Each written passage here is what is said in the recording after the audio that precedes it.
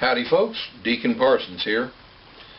This video is going to be on a very serious subject: illegal alien felons and sanctuary cities. The almost weekly barrage of news of criminal illegal aliens murdering, raping, robbing, and otherwise terrorizing innocent citizens after multiple deportations and other interactions with law enforcement has got to stop. I hate posting this video. I expect it to be demonetized immediately and perhaps even taken down. Please mirror if you want to, and I plan to post this on minds.com. I'm afraid we may have waited too long to address these issues and let them become draconian in scope.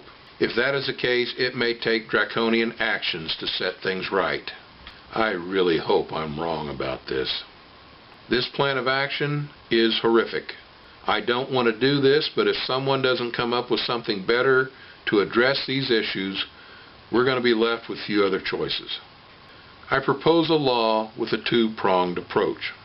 First prong: 60 days after the bill becomes law, any illegal alien caught back inside the U.S. after their first deportation, or any illegal alien with compelling terrorist ties, even if not already deported once, will be executed. Second prong: 60 days after the bill becomes law, any elected official or autonomous government leader, such as a college president, who voted for or decreed establishing a sanctuary for illegal aliens in their jurisdiction, or knowingly allows employees under their supervision to do so, shall serve the full prison terms consecutively given to every illegal alien convicted of a crime in their jurisdiction. This law will sunset 10 full years after it's completely implemented across the country. The specifics of prong 1 are: we are really looking for felonious illegal aliens. For the purposes of this law, the felony of re-entry will not be included. We are looking for violent criminals that we have ejected at least once and have returned, or we're looking for terrorists. We're not looking for some peaceful illegal just trying to make a living as a gardener. We will deal with those illegal aliens in other ways. We're not going to clog the courts with these cases. We're not going to give the activist judges a chance to vacate this law. We're not going to hold and prosecute these people for decades. We're going to set up ICE or Homeland Security tribunals. Since we're not dealing with U.S. citizens and these people have not entered our country by legal means, there will be no juries. Since they are here illegally, mens rea and actus reus need not be proven. If they've already been deported once, these are self-evident facts. If one has terrorist ties, mens rea and actus reus will also be considered to be self-evident facts. The tribunals will simply be a fact-finding tool. Number 1, is the person who we think they are? Number 2, do they have felony arrests, convictions, or terrorist ties anywhere in the world? Number 3, have we already deported them at least once? Number 4, if we can prove ties to terrorists by a preponderance of the evidence, they can be executed without having already been deported once. If these facts exist, they are guilty and will be sentenced to death. These tribunals will have no other options. We either give them liberty or we give them death. The method of execution will be by firing squad. Since this method was used by the Founding Fathers, it is not cruel or unusual punishment. It will also play a part in our check and balance of this law. Any judge, anywhere, that tries to stop this law should be impeached by the House, tried by the Senate, and removed from office post haste. Any devil rhino that will not do this needs to be voted out next election. Now, I'm a small government, libertarian-leaning citizen. I do not want to give any more power to the government bureaucracy than is necessary. I certainly do not trust bureaucrats to try people, even illegal ones, without a jury and then execute them behind closed doors. To bring in sunlight to counterbalance power and to keep things honest, all executions must be public. The firing squads must be made up of militia, volunteers serving on their own time, their own dime, and with their own equipment. Volunteers must provide a centerfire rifle, chambering a cartridge equal to or greater in power than the current military 5.56 NATO. While full metal jackets would be allowed, expanding projectiles would be preferred. The members of the firing squads cannot be active law enforcement or active military personnel. Former law officers and former military are acceptable.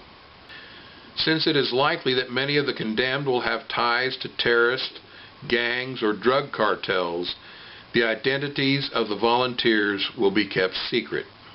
To ensure that the rules for volunteers are followed, each 3-person firing squad will be certified by a randomly selected local military recruiter. Execution venues will be established in public view, with short ranges between 30 and 60 yards. They will have appropriate backstops and will have shooting benches to make sure that the shooters can be as accurate as possible. Before being accepted as a member of the firing squad, said person must demonstrate that they can consistently hit a 6-inch bullseye from the bench at the specified range with their equipment. Now, it is traditional in a military firing squad that rifles are handed out one by one, and one rifle will have a blank cartridge. That way, no soldier is sure that he actually fired a bullet.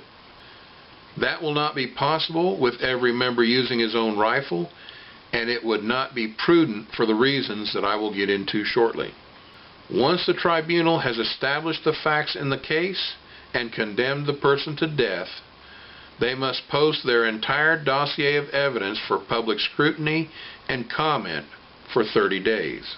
This must be online and have reasonable accommodation for people to post exculpatory evidence or mitigating circumstances while retaining the ability to delete spam and spammers who would undoubtedly try to muddy the waters. After the 30-day public review period, prospective volunteers for specific executions will have an additional 30 days to request clarification of any points of fact that may be in dispute. The dossiers will be finalized after this 30-day period, or 60 days from conviction. Once the dossiers are finalized, the tribunal will have another 30 days to accept 3 volunteers for the executions. Once the 3rd volunteer steps forward, the execution will be scheduled and carried out. If 3 volunteers do not step forward in the 30 days after the dossiers are finalized, that's 90 days after conviction, the sentence is voided and the person will be deported. No individual will be executed unless 3 qualified volunteers review the specific case and decide that they are personally willing to kill that person in cold blood. The specifics of prong 2.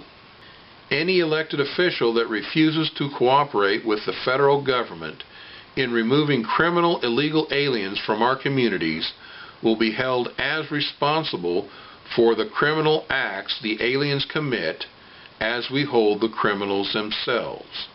For example, if a mayor designates their city as a sanctuary city and an illegal alien commits a crime and is sentenced to 5 years in prison, that mayor will also serve 5 years in prison.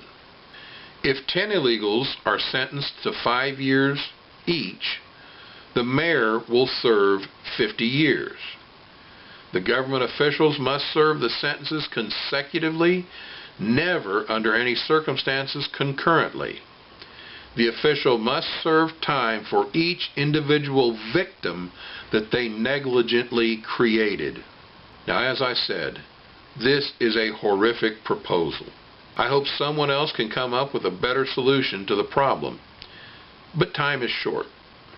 We have too many innocent citizens becoming victims of the lawless people we're letting just run around our streets in our dysfunctional and dystopic revolving door immigration system. This may be the only way we can keep the rule of law and avoid going back to living by the feud. Come on, government, do your job. If you think my work is worth your hard-earned cash, there's a PayPal donation on my main page, or there's a link in the low bar. All donations are appreciated, but please don't feel obligated. Please like, share, and subscribe if you are so inclined. This is Deacon Parsons saying, love your maker, love your mate, and do what's right because it's right, and devil take the hindmost.